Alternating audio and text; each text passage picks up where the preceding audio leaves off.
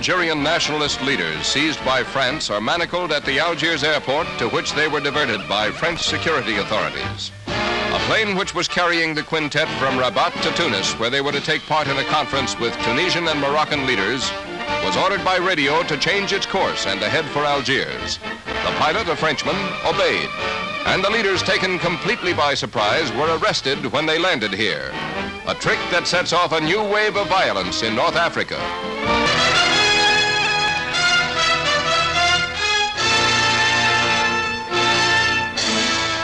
On the border between Israel and Egypt, a troop of Israeli frontier guards patrol a troubled area.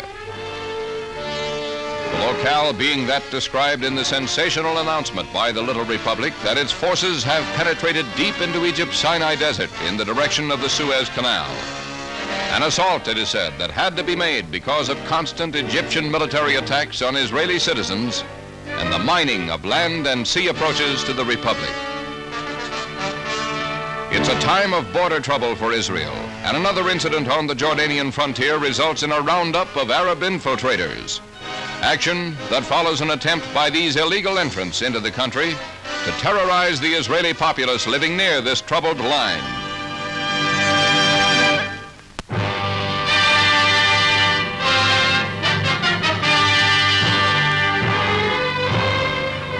On a state visit to Tunisia, Sultan Mohammed V of Morocco is escorted by the Bey of Tunis as he makes a triumphal tour of the North African port city.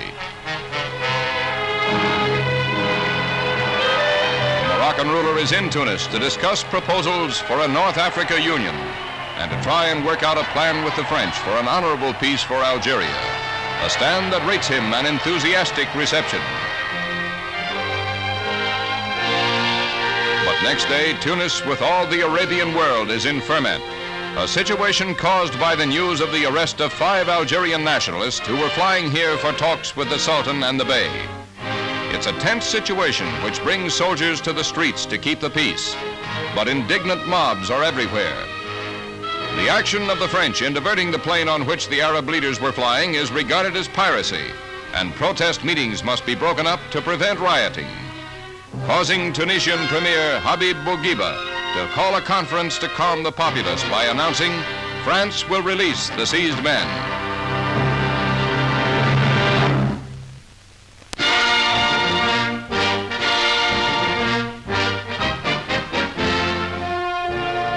Its principles again challenged by the events in the Middle East, the United Nations Security Council holds a solemn session in which all parties to the dispute have their say.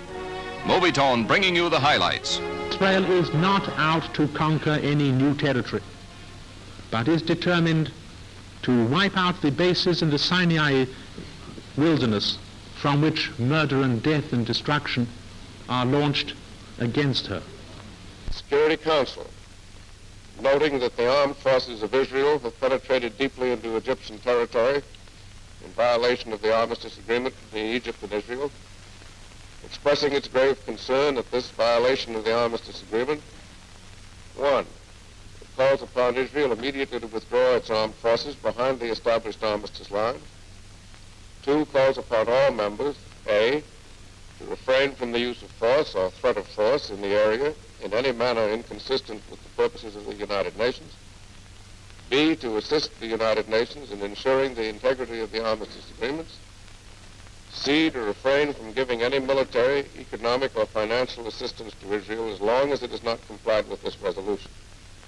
In these circumstances, and since a vote today is being insisted on, I shall be obliged to vote against the draft resolution.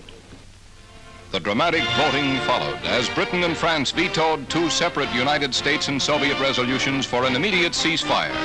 But the body did succeed in calling an emergency session of the General Assembly, and though Britain and France again voted no, the decision was not vetoable. The U.S. in strange company fighting for peace.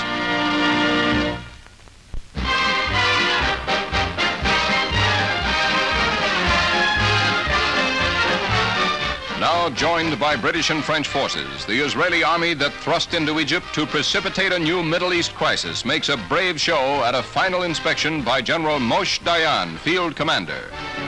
A modern striking force, it swept to success in the Sinai Desert, cutting off the Gaza Strip to effect an amphibious landing near the Suez Canal after routing 20,000 Egyptian troops.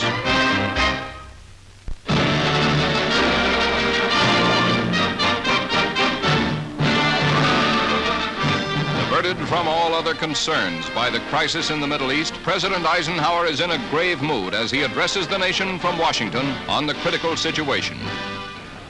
On Sunday, the Israeli government ordered total mobilization. On Monday, their armed forces penetrated deeply into Egypt and to the vicinity of the Suez Canal, nearly 100 miles away. And on Tuesday, the British and French governments delivered a 12-hour ultimatum to Israel and Egypt, now followed up by armed attack against Egypt. The United States was not consulted in any way about any phase of these actions, nor were we informed of them in advance. As it is the manifest right of any of these nations to take such decisions and actions, it is likewise our right, if our judgment so dictates, to dissent. We believe these actions to have been taken in error, for we do not accept the use of force as a wise or proper instrument for the settlement of international disputes. In the circumstances I have described, there will be no United States involvement in these present hostilities. I therefore have no plan to call the Congress in special session. Of course, we shall continue to keep in contact with congressional leaders of both parties. I assure you your government will remain alert to every possibility of this situation and keep in close contact and coordination with the legislative branch of this government. The peace we seek and need means much more than mere absence of war. It means the acceptance of law and the fostering of justice in all the world.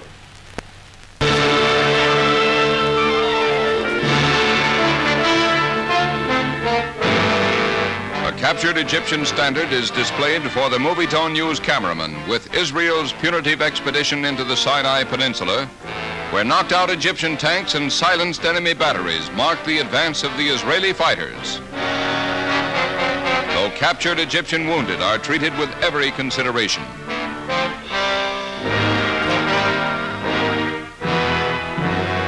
Too late for the dead comes the news that Israel has notified the United Nations that it accepts the General Assembly's ceasefire appeal. But an anxious world hears the news with hope, for it can mean peace here too. For this is the disputed Gaza Strip, where a lightning strike by an Israeli force bottled up 20,000 crack Egyptian troops, and a continuance of the hostilities could result in their slaughter. Israel now claims complete control of the Strip, and the latest activities of the Republic's forces are confined to mopping up operations, which may be the last in the whole Middle East crisis. The latest news incidental to the release of these pictures being that Britain has told the UN that it has ordered all bombings to stop forthwith. News flashed immediately to all Israeli, French, and British advance units. With an interest based on the deep patriotism of the Israeli for their reborn homeland, the population of the Republic follow the news from the Sinai Peninsula and the Gaza Strip with anxious concern. While in Tel Aviv and other Israeli cities, armed civilian patrols are ready for any emergency. And everywhere throughout the country, girls too young for more active duties work day and night assembling first aid kits for the front. In tow to Haifa, the Egyptian destroyer Ibrahim Awal is an early prize in this latest outbreak of hostilities between Israel and Egypt. Crippled by rocket-firing jet bombers, the destroyer was captured after a 3-hour battle, the first surface ship in history to surrender to aircraft. In London's famed Trafalgar Square, a reverberation of the crisis in the Middle East sees a crowd of countless thousands protesting Sir Anthony Eden's intervention policy in Egypt. Organized by the National Council of Labor, the mass meeting is addressed by labor radical Anarin Bivan, a polemic oration that goads the crowd into demanding the resignation of the Prime Minister.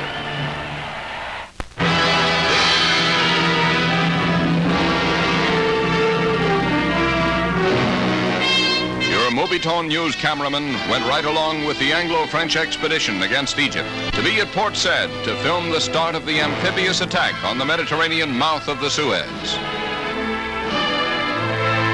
An advance that was followed after bitter fighting in the taking of Said and Port Fouad.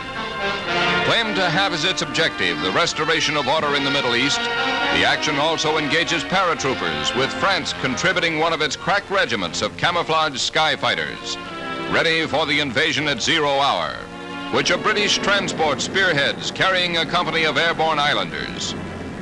The first objective is an Egyptian army airfield outside Port Said, and there's no hesitation by the Tommies, though they jump into a cackling inferno of ack-ack. Paratroopers soon controlled the canal zone shown below, after which the UN ceasefire plan was accepted by the invaders, but not before the waterway was closed by Egyptian sinkings of blockade ships.